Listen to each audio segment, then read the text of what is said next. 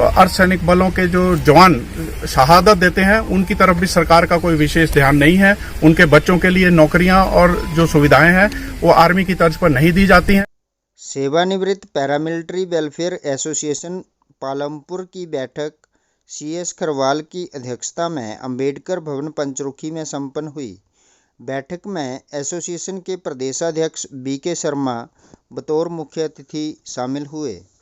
बैठक में सदस्यों ने रोष प्रकट करते हुए कहा कि केंद्रीय गृह मंत्रालय भारत सरकार द्वारा पैरामिलिट्री के सदस्यों को सेना की तर्ज पर लाभ नहीं दिए गए हैं। हालांकि इस संबंध में कई बार एसोसिएशन द्वारा केंद्र सरकार को ज्ञापन सौंपे जा चुके हैं। PR न्यूज सहयोगी वृज धीमान की रिपोर्ट। भारत माता की जय, भारत माता की जय।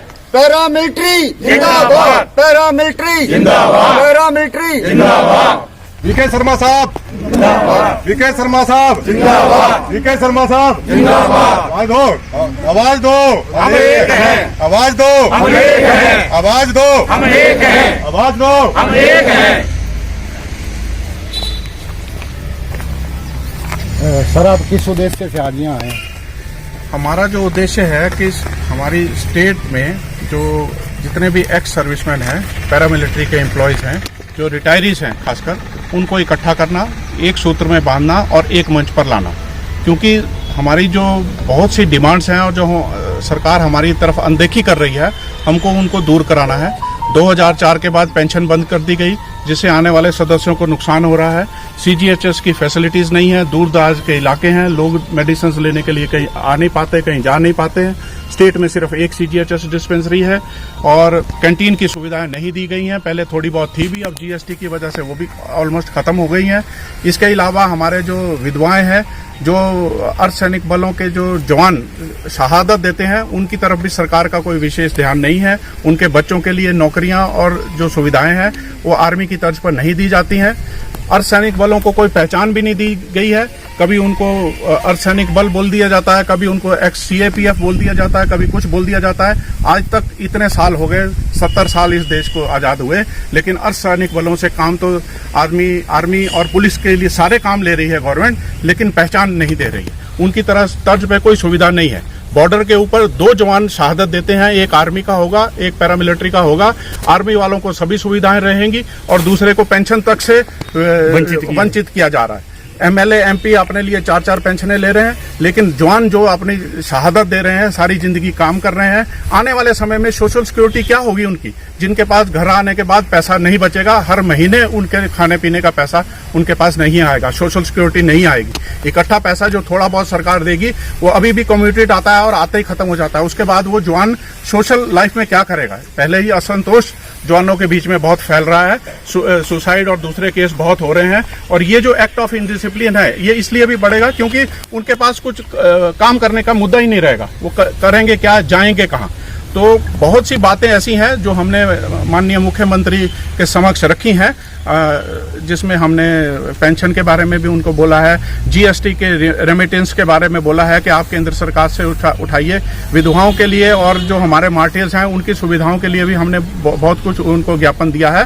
तो आने वाले समय में हो सकता है कि सरकार इसकी और संज्ञान ले, और अगर सरकार नहीं संज्ञान लेगी तो हमें मजबूर करेगी, तो हमको किसी एक मंच से आवाज उठाकर सरकार को मजबूर करना होगा कि हमारी उचित मांगों के ऊपर वो सही कदम उठाए, ताकि हम लोग जो हैं बाकी लोगों की तरह, क्योंकि हम लोग डिसिप्लिन्ड हैं, देशभक्त हैं, सारे जिंदगी भर देश की सेवा करते रहे हैं, हम नहीं चाहते कि हम कुछ ऐसा पग उठाएं जिससे सरकार और हमारे लिए आगे परेशानियां हों। तो हम सरकार को सचेत करते हैं कि वो समय पर हमारी सुविधाओं को ध्यान में रखे, हमारी परेशानियों को ध्यान में रखे, और जितने भी उनके जो कारण फायदे दिए हैं सरकार ने। और सबसे बड़ी बात यह है कि हमारे जो एक बड़ी मांग है, हम ये चाहते हैं कि अर्धसैनिक बोर्ड का गठन किया जाए। जैसे कि सैनिक बोर्डों का गठन है, अर्धसैनिक बोर्ड का गठन किया जाए स्टेट लेवल पर और डिस्ट्रिक्ट लेवल पर, जिससे कि किसी भी हमारे साथी को कोई परेशानी आती है तो वो अर्धसैनिक बोर्ड के पास जाए और अपनी जो शिकायत का समाधान वहां पर ले ले। एक सिपाही, एक गरीब कर्मचारी अपनी रिमोट इलाके से जाकर दिल्ली जाकर अपने लिए न्याय नहीं मांग सकता, ना उसको न्याय मिलता है। पेंशन रिवीजन भी समय समय पर होता है, लेकिन कईयों का 10-10 साल लग जाते हैं, पेंशन रिवीजन नहीं होता, क्योंकि एम्प्लॉय को पता ही नहीं है वो किसके पास जाए, कहां जाकर अपनी ठोकर लगाए, कहां जाकर अपनी फरियाद करे।